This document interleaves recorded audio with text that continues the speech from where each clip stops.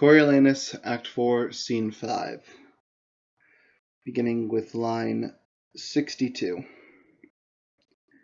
Prepare thy brow to frown. Knowest thou me yet? I know thee not. Thy name?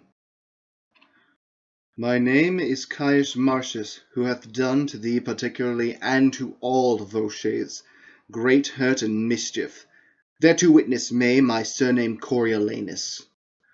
The painful service, the extreme dangers, and the drops of blood shed for my thankless country are requited but with that surname. A good memory, and witness of the malice and displeasure which thou shouldst bear me. Only that name remains. The cruelty and envy of the people, permitted by our dastard nobles, who have all forsook me, hath devoured the rest, and suffered me by the voice of slaves to be whooped out of Rome. Now this extremity hath brought me to thy hearth, not out of hope, mistake me not, to save my life, for if I had feared death of all the men of the world, I would have voided thee, but in mere spite to be full quit of those my banishers stand I before thee. Then if thou hast a heart of wreck in thee, that wilt revenge thine own particular wrongs, and stop those maims of shame seen through thy country, speed thee straight, and make my misery serve thy turn. So use it, that my revengeful services may prove as benefits to thee, for I will fight against my cankered country with the spleen of all the under-fiends.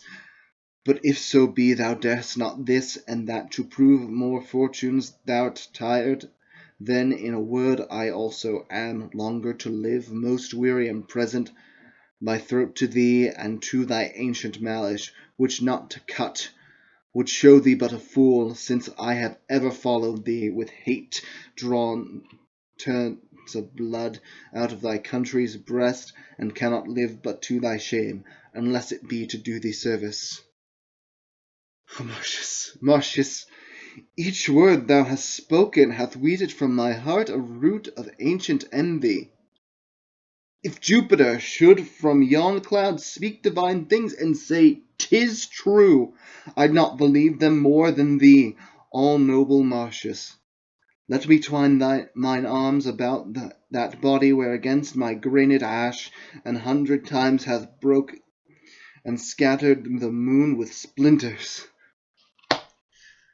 Here I clip the anvil of my sword, and do contest, as hotly and as nobly with thy love as ever in ambitious strength I did contend against thy valour. Know thou first I love the maid I married, never man sighed truer breath, but that I see thee here, thou noble thing, more dances my rapt heart than when I first my wedded mistress saw bestride my threshold. Why, thou Mars, I tell thee, we have a power on foot, and I had a purpose, once more to hew thy target from thy brawn, or lose mine arm for't. Thou hast beat me out 12 several times, and I have nightly since dreamt of encounters. Twixt thyself and me we have been down together in my sleep, unbuckling helms, fisting each other's throats, and waked half dead with nothing. Worthy Marcius, had we no other quarrel else to Rome but that thou art thence banished, we would murder all from 12 to 70, and pouring war into the bowels of ungrateful Rome like a blood flow or beat. O come, go in, and take our friendly senators by the hands, who now are here taking their leave of me, who am prepared against your territories, though not for Rome itself. You bless me, gods.